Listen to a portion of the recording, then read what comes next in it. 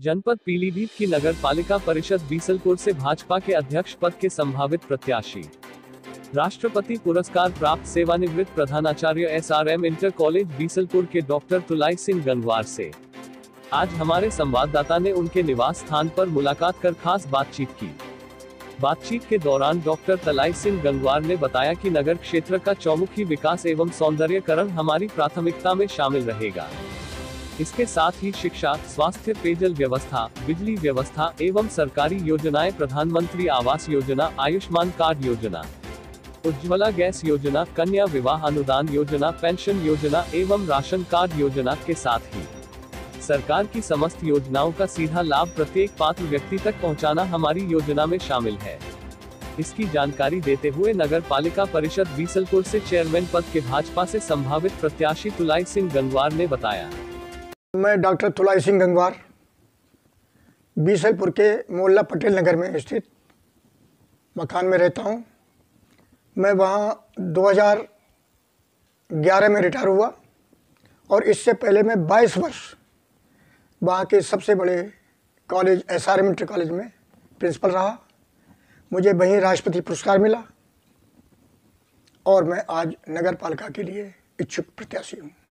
आप चुनाव में चेयरमैन पद के प्रत्याशी हैं, तो किन मुद्दों को लेकर आप जनता के बीच जा रहे हैं? मैं सबसे पहले नगर की सफाई व्यवस्था, चौमुखी विकास, ये मेरी प्राथमिकताएं रहेंगी। इसके अंदर जितनी भी चीज़ें हैं जो कि नगर पालिका को स्वच्छ बनाने में, सौंदर्य देने में सहायक होंगी, वो करूँगा मैं।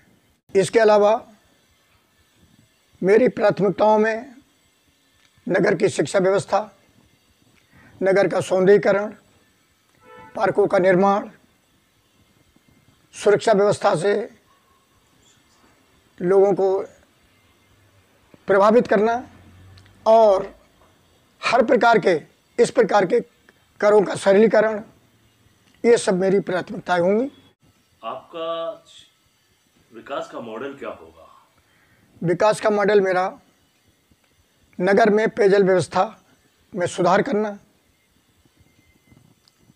करों का सरलीकरण करना, सड़कों का रखरखाव करना, रोडों का जीर्णोद्धार करना, जो मलिन बस्तियां हैं उनको स्वच्छता प्रदान करना और जो नए मोहल्ले बने हैं उनमें सड़क नहीं बनी हुई हैं, उनके सड़कों का सबसे पहले विकास करना, नालियां बनाना, पानी की व्यवस्था करना, ये मेरी प्रमुखता विकास योजना है। चूँकि आप एक प्रधानाचार्य रहे हैं और शिक्षा से आपका बड़ा गहरा नाता है, तो हम आपसे ये जानना चाहते हैं कि बीसलपुर में शिक्षा की व्यवस्था क्या है और उसको बेहतर करने के लिए आपकी योजना क्या है? बीसलपुर में कुल मिला के शिक्षा बहुत अच्छी है।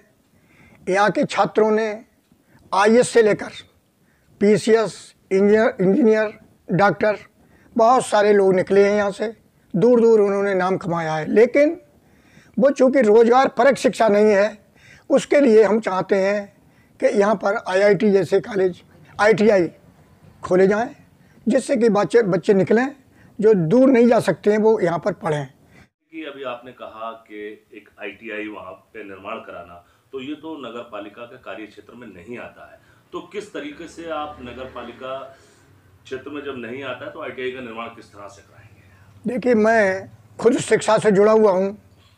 चूँकि मैं राष्ट्रपति पुरस्कार मुझे मिला है, तो मेरी योजनाएं ऐसी होंगी, यहाँ के स्थानीय सांसद, यहाँ के स्थानीय विधायक, उनसे मिलकर और मैं खुद पैरवी करके ये सब कराऊंगा मैं, और यहाँ पर ITI निश्चित रूप से खुलवाने की व्यवस्था कराऊंगा मैं। स्वास्थ्य सेवाओं की क्या स्थिति है आपके नगर में और उसके लिए आपकी योजना क्या है?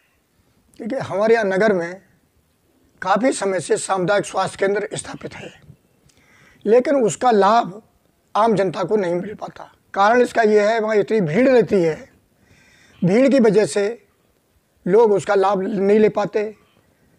मैं चेयरमैन होने के बाद सबसे पहला काम करूंगा कि कम से कम 4-4, 6-6 हर कोनों में 4-4, 6-6 वार्डों के बीच में एक केंद्र बनाया जाए, जिनमें एक डॉक्टर या स्टाफ नर्स रखी जाएं, जिनमें एक कई कारण हैं।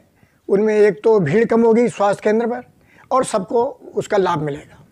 पेयजल व्यवस्था से लेकर के नगर के लोग बहुत परेशान हैं और सबसे बड़ी परेशानी का कारण उनका ये है कि नगर पालिका पीने की पानी की सप्लाई नहीं देता है लेकिन टैक्स लेता है। इसके लिए क्या व्यवस्था करेंगे? देखिए, मैं समझता हूँ जहाँ तक कि अगर पानी नहीं मिल रहा है तो उसका टैक्स भी माफ़ होना चाहिए। मैं तो सोचता हूँ कि इसके व्यवस्था में सुधार होगा। भले ही पानी की टंकी बनवाई जाए, लगवाई जाए और उसमें मुहैया हो जल सबके लिए। अगर नहीं है तो निश्चित रूप से वो माफ़ी होगी उसकी। मैं समझता हूँ कि उस माफ़ी करने के लायक है ये पॉइंट कि माफ़ होगा। बिजली व्यवस्था की तो किस तरीके की कस्बे में व्यवस्था है और उसके लिए योजना क्या है आपकी? मैं समझता हूँ कि बिजली व्यवस्था के लिए हर स्ट्रीट में स्ट्रीट लाइट की व्यवस्था होनी चाहिए। पूरा शहर रात में बिल्कुल दिन दिखाई दे।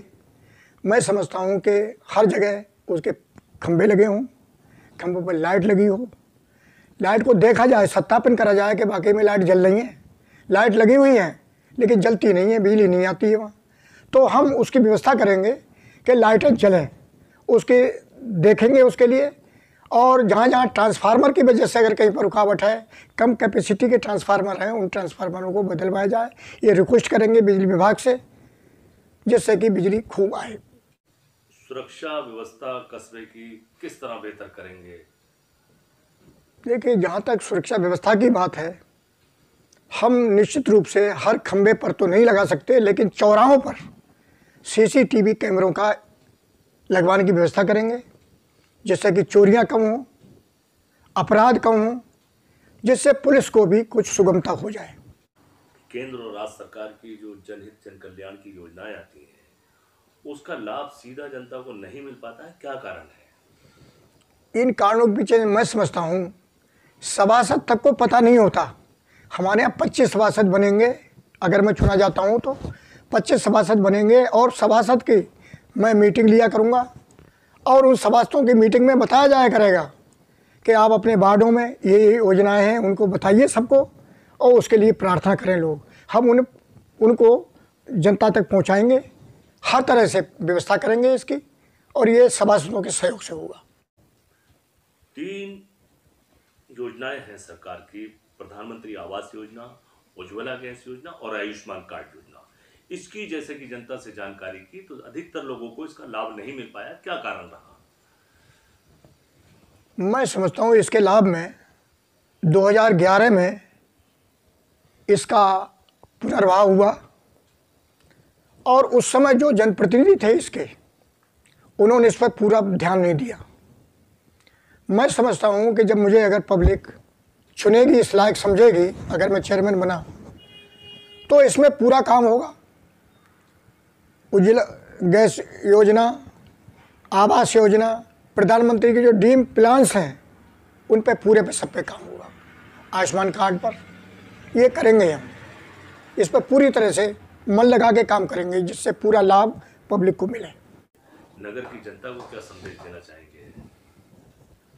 मैं नगर की जनता को चूँकि संदेश तो नहीं देना चाहता, मैं उनसे प्रार्थना करना चाहता हूँ, निवेदन करना चाहता हूँ कि आपने मुझे 22 वर्ष प्रिंसिपल के रूप में देखा है। मैं यहाँ पर जब आया था तो कॉलेज की क्या दशा थी, SRM इंटर कॉलेज में प्रिंसिपल रहा मैं, उसकी क्या दशा थी। लोग फार्म भरने को दूर से आते थे, नकल की व्यवस्था होती थी। मैंने सब माफियाओं पर रोक लगा दी और कॉलेज को एक आदर्श कॉलेज बना के छोड़ा, जिसका कारण हुआ कि मुझे राष्ट्रपति ने राष्ट्रपति पदक से नवाजा। मैं आपको विश्वास दिलाता हूँ, जो मैंने आज कहा है, अगर मैं आपने चेयरमैन मुझे बनाया, चुना, तो मैं सारी योजनाएं आप तक पहुँचाऊँगा, किसी प्रकार की कोई कमी नहीं आने दूँगा।